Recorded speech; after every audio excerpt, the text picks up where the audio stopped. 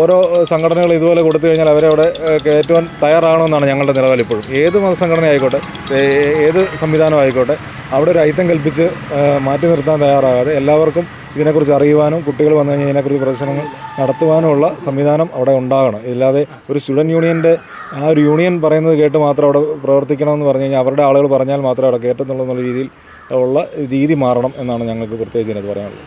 കാരണം മുഴുവൻ കുട്ടികൾക്കും കുറിപ്പ് കൊടുത്തു, ഒരു ലഘുലേഖ പോലെ സാധനം അടിച്ചു കൊടുത്തിട്ടാണ് ഇത് സംസാരിച്ചത്. അപ്പം വന്നപ്പോൾ ആദ്യം ഇത് കൊടുത്തിട്ടാണ് അവർ സംസാരിച്ച് തുടങ്ങിയത് തന്നെ.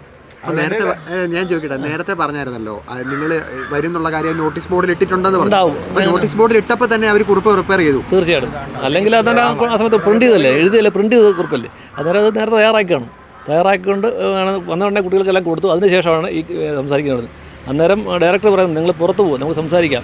അവർക്ക് ആ വിഷയം വേണേൽ സോൾവ് ചെയ്യാൻ അവർ തൽക്കാലം അനുവദിച്ചത്. ഇത്രയും വന്നവർ വന്നു, ഇനിയിപ്പം മേലാൽ അനുവദിക്കണം പറഞ്ഞാൽ ആ വിഷയം തീർന്നു പോയത്. അവർ ഒരു കാരണവശാലും ഞങ്ങൾ അവിടെ ഇരുന്ന് അനുവദിക്കില്ലെന്ന് പറഞ്ഞുകൊണ്ടാണ് അത് വിഷയത്തിലേക്ക് പോയത്. അല്ലെങ്കിൽ ആ വിഷയം തീർന്നു പോയത്.